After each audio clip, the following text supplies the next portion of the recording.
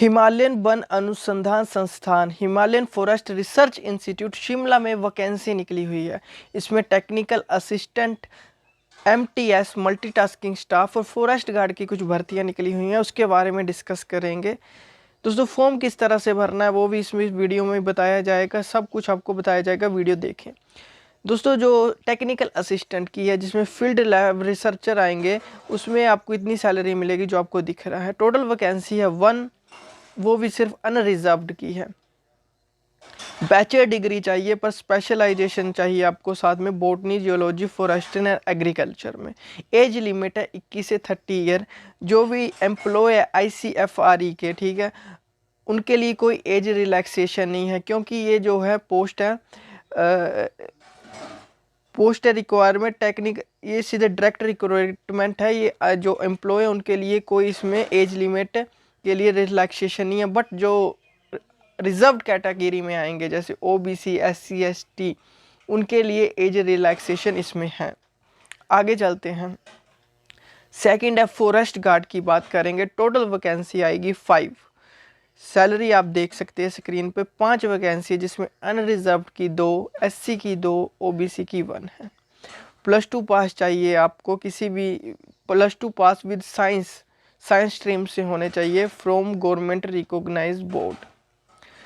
Walk करनी है 25 kilometre in 4 hour. Height चाहिए minimum 165 centimetre, 79 centimetre chest without expansion and 84 centimetre with expansion. बिना फुला के 79 चाहिए और फुलाकर 84 चाहिए। वॉक करनी आपको बता दिया। वुमेन के लिए है 14 किलोमीटर 4 आवर में करनी है। हाइट चाहिए 150 सेंटीमीटर मिनिमम, 150, 74 सेंटीमीटर विदाउट फुलाकर और 79 फुलाकर। उसी तरह से जो जो भी ST की मैन और वुमेन होगी उनको रिलैक्सेशन है 5 सेंटीमीटर का और हाइट में भी 4 सेंटीमीटर का। जो एज लिमिट है वो जर्नल के लिए, जो अनरिजर्व्ड कैटेगरी है उनके लिए 18 से 27 है। SC के लिए है 32 ईयर, ठीक है, और SC ST के लिए 32 और OBC के लिए है 30 ईयर। इसमें एज रिलैक्सेशन है।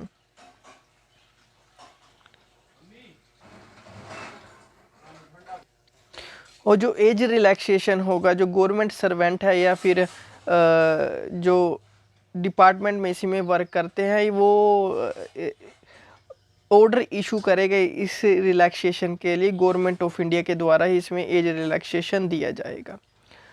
उसी तरह से मल्टीटास्किंग स्टाफ की बात करूँ तो मल्टीटास्किंग स्टाफ में भी आप सैलरी देख सकते हैं। टोटल पोस्ट है 2, जनरल अनरिजर्व्ड की 2,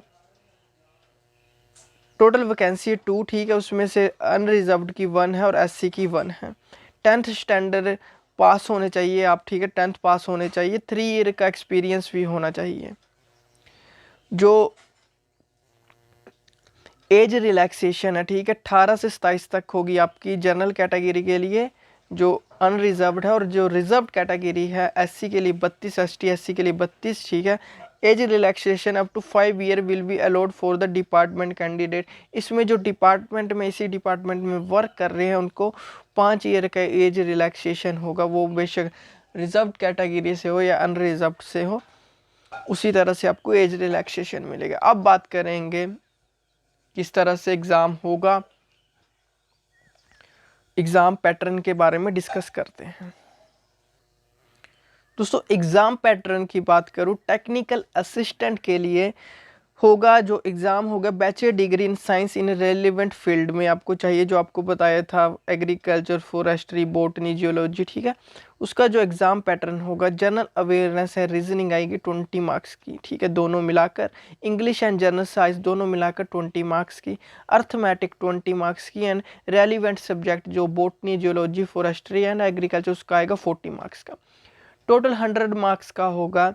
क्वालिफाइंग कट ऑफ मिनिमम 50% चाहिए आपको, मतलब 50 में से 50 तो चाहिए। अब डिपेंड करेगा कौन हाईएस्ट मार्क्स लेगा, उसको इसमें रखा जाएगा। 3 आवर का एग्ज़ाम ड्यूरेशन होगी। फॉरेस्ट गार्ड की बात करूँ तो 10th पास चाहिए साइंस स्ट्रीम में, जैसे मेडिकल, नॉन मेडिकल।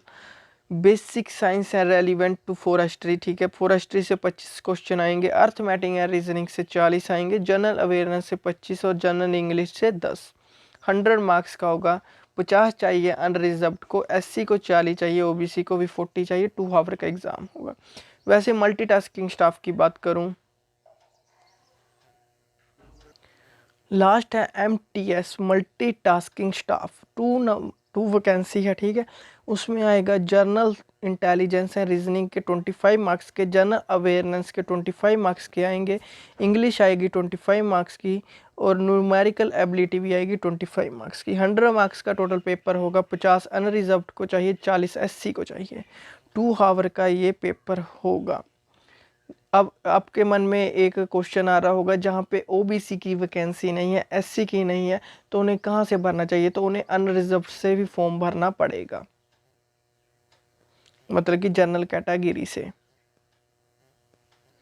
दोस्तों फॉर्म आपको किस तरह से भरना है, इस ऑफिशियल वेबसाइट पर आप जा सकते हैं, ठीक है। यहाँ से आप फॉर्म डाउनलोड कर सकते हैं, नहीं तो मैं डिस्क्रिप्शन में आपको लिंक दे दूंगा।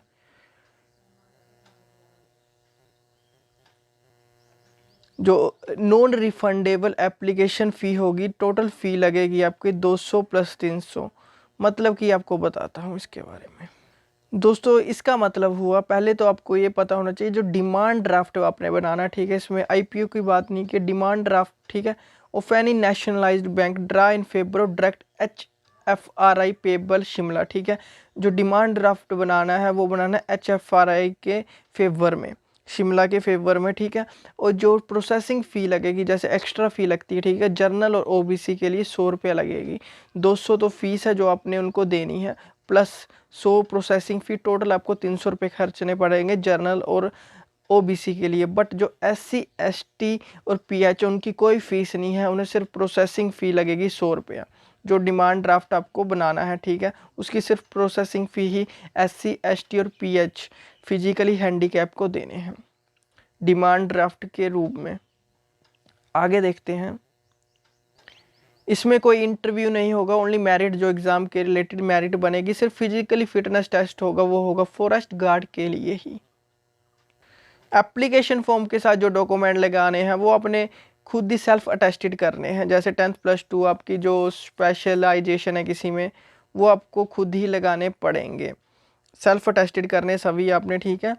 और साथ में 1 फोटोग्राफ लगाना affixed on the application form and 2 additional photograph अंदर लगाने, अटैच करने उसके साथ। और जो एक्स्ट्रा 2 फोटो लगाई हैं उस पर बैक साइड अपना नेम लिखना है कैपिटल लेटर में, फोटोग्राफ के पीछे स्टेपल करके उसको फॉर्म के साथ लगा देना है। दोस्तों इसको ऑल इंडिया से फॉर्म भर सकता है कोई भी, क्योंकि ये सेंट्रल गवर्नमेंट की जॉब आती है। तो जो लास्ट डेट है इसकी 15 जून, ठीक है। बट जो union territory Jammu Kashmir, Ladakh, Lahaul Spiti, Pangi sub division of Chamba district of Himachal Pradesh, Assam, Meghalaya, Arunachal Pradesh, Mizoram, Manipur, Tripura, Nagaland, Sikkim, Andaman and Nicobar island, Lakshadweep, उनके लिए लास्ट डेट है 30 जून 2020, ठीक है। आपने अनसाइंड, जैसे आपने अपने सेल्फ अटेस्टेड नहीं किए होंगे तो आपका फॉर्म रिजेक्ट कर दिया जाएगा, उसको आप ध्यान से देख के ही फॉर्म भर। जब भी आपको फॉर्म भरना है, जब एनवल्प में आप सभी फॉर्म डाल दोगे, जो एनवल्प पे आप लिखते हैं टू और फ्रॉम, ठीक है, अपना पता लिखते हैं और जहाँ पे आपने भेजना है वहाँ पे पता, जो उसके फ्रंट में जहाँ पे आप अपनी स्पीड पोस्ट लगती है, ठीक है, उसके फ्रंट में आपको ये जरूर मेंशन करना है वहाँ पे कि आप फॉर्म कौन सा भर रहे हो। जैसे आप फॉरेस्ट गार्ड का फॉर्म भर रहे हो तो आपको बार लिखना है application for the post of forest guard, application for the forest of post of technical assistant, application for the post of multitasking staff. इस तरह से आपको लिखना है, क्योंकि उस डिपार्टमेंट में जब आप जहाँ भेज रहे हो शिमला के, उसी डिपार्टमेंट के अंदर चली जाए। ऐसे नहीं है कि जैसे ऐसे नहीं लिखोगे तो भी रिजेक्ट होने के चांसेस बन जाते हैं। अब आती है सबसे बड़ी बात, फॉर्म कैसे भरना है। मैंने आपको एड्रेस बता दी है, इससे 2-3 मिनट पे पीछे स्किप करना, आपको मिल जाएगा। मैंने फॉर्म कैसे भरना है, कहाँ पे भेजना है, मैंने आपको बता दिया। यहाँ पे 2 फोटो स्टेपल करके लगानी है, ठीक है। ऊपर ये डाउनलोड कर लेना है एप्लीकेशन फॉर्म, ठीक है। उसको स्टेपल करना है, ठीक है, जो पिन वाला होता है यहाँ पे स्टेपल करना। और इस पे पीछे, इसके पीछे आपने अपना कैपिटल लेटर में, मतलब बड़े अक्षरों में अपने नाम लिखने। 2 फोटो लगानी है यहाँ पे स्टेपल करके, यहाँ पे लगानी है अपने वो गम के साथ, गूंद के साथ। और इसके पीछे लिखने की जरूरत नहीं है, गम के साथ चिपका देनी है, ठीक है। पोस्ट अप्लाइड आपको यहाँ पे बताना है कि कौन सी भर रहे हो। जैसे आप भर रहे हो यहाँ पे, 1 मिनट रुको, जैसे आप भर रहे हो यहाँ पे फॉरेस्ट गार्ड की, तो यहाँ पे आपने फॉरेस्ट गार्ड लिख देना है, ठीक है। या आप भर रहे हो मल्टीटास्किंग स्टाफ की, तो MTS या फुल लिख देना है, मल्टीटास्किंग। या फिर आप असिस्टेंट जो भी है तीसरी भर रहे हो, कोई भी। एक पोस्ट के लिए एक फॉर्म लगेगा, ठीक है। और अलग, जैसे आप 2-3 फॉर्म, तीनों फॉर्म भरना चाहते हो तो अलग अलग फीस लगेगी, अलग अलग फॉर्म लगेगा। अमाउंट बता देनी है आपकी फ़ीस कितनी लगी है, ठीक है। जैसे जर्नल की 200 है, वो प्रोसेसिंग फ़ी नहीं लगानी है, ठीक है। अमाउंट ऑफ एप्लीकेशन फ़ी लगा देना है। और यहाँ पे अमाउंट लिख दी, ठीक है।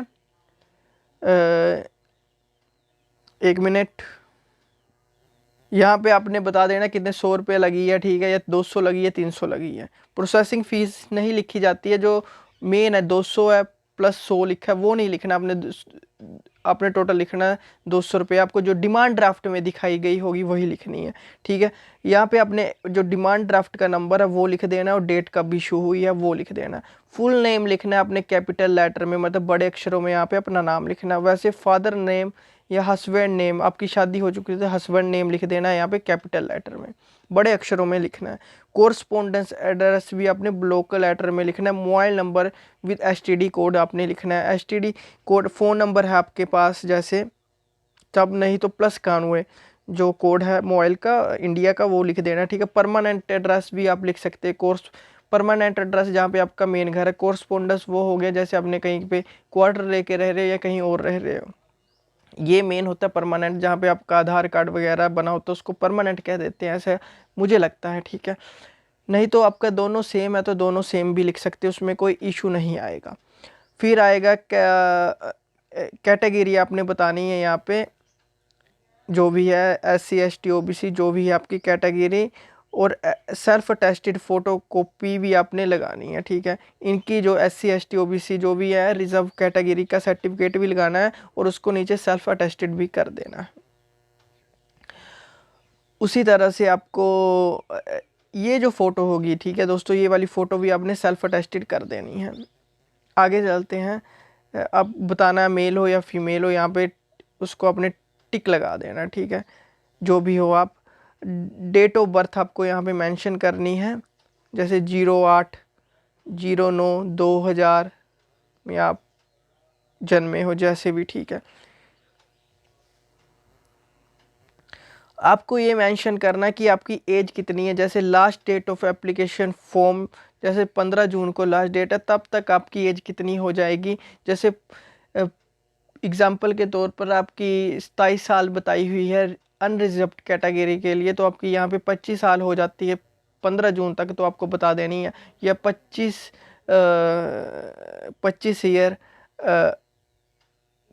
5 मंथ 2 डेज, तो ऐसे आपने लिखना, ठीक है। जैसे एग्जाम्पल के तौर पर 25 ईयर YEAR, ठीक है, 4 मंथ 8 डेज, इस तरह से आपको लिखनी है।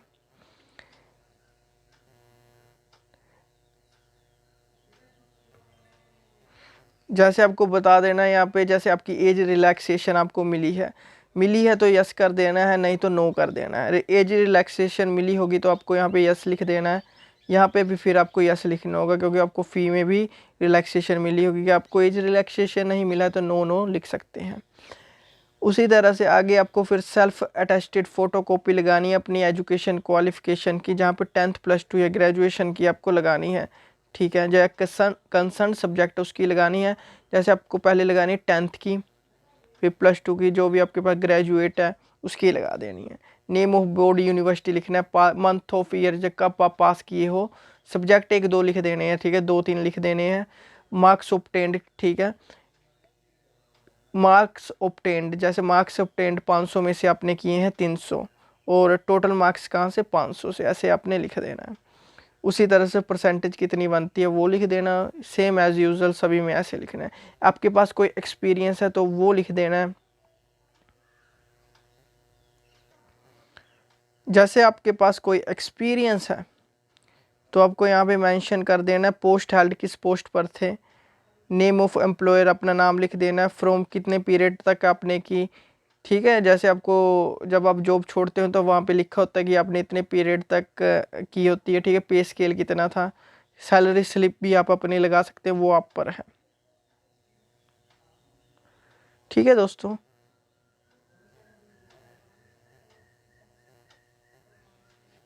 या आप सेंट्रल गवर्नमेंट या स्टेट गवर्नमेंट या पब्लिक सेक्टर में आप वर्क कर रहे हो, ठीक है, गवर्नमेंट एम्प्लॉय हो पर आप कॉन्ट्रैक्ट बेस पर हो, तो आपको यहाँ पे अपनी अटैच करनी है एनओसी, जिससे पता लगे कि आपने जॉब की हुई है उनके अंडर, ठीक है। जो भी कॉन्ट्रैक्ट होते हैं गवर्नमेंट कॉन्ट्रैक्ट उसके अंडर की हुई है तो आपको एनओसी लगानी पड़ेगी, अटैच करनी पड़ेगी। यहाँ पे आपको ये बताना है कि जो भी आपने फॉर्म भरा है और आपने जो भी अपनी क्वालिफिकेशन लगाई है वो सभी सही है, और आप एलिजिबिलिटी जो भी है आपने सही फॉर्म में भरी हुई है, ठीक है। यहाँ पे प्लेस लिखना अपना जहाँ से आपने फॉर्म भरा हुआ, डेट लिखनी है कब फॉर्म भरा, और सिग्नेचर करके अपने, जैसे सिग्नेचर करके अपने फॉर्म को भर देना। ये आपको नहीं भरना, जैसे आपके पास गवर्नमेंट एम्प्लॉय हो तो आप फॉर्म भर रहे हो तभी आपको ये भरना है, otherwise in case of government employ तभी इसको, नहीं तो छोड़ देना है, ये आपने फॉर्म को नहीं भरना है, ओके। और आपको ये फॉर्म फिर मैंने आपको पहले बताया है कहाँ पे आपने भेजना है, वो आपको मैंने वीडियो में पहले भी बताया है।